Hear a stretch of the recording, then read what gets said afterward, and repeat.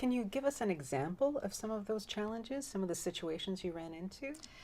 Well, we realized as the disease progressed that it wasn't a healthy situation to leave my dad on his own.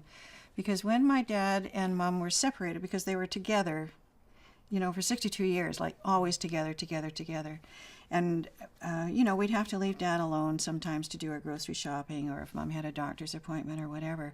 And he said, no, I'll be fine, I'll be fine. But when we would come home, and we'd maybe only be gone for maybe half an hour or so, but when we come back, my dad, the disease, not my dad, but the disease allowed my dad to think that my mom had been out meeting a boyfriend or she was being unfaithful to him or whatever, which was the furthest thing from the truth. And mom had never, ever given him any cause to, mistrust her or whatever. But this was the disease that was creating this false feeling in my dad's.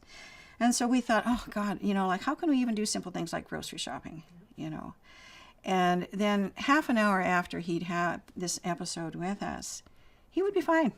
He wouldn't remember anything.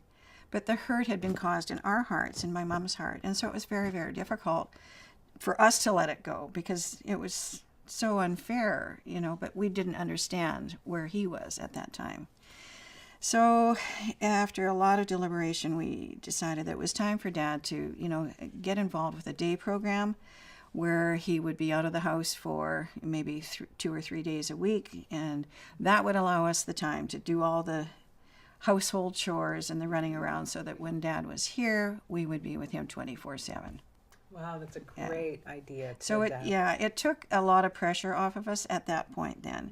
And we would go, we were so glad that he had a program to go to. It would just be, now we have some breathing space. Now we can do what we want to do. Now we have a chance to, if we wanted to go out for lunch, even Mom and I, it would be great for us just to recharge the batteries, and then Dad would come home, and then we would have energy to deal with Dad.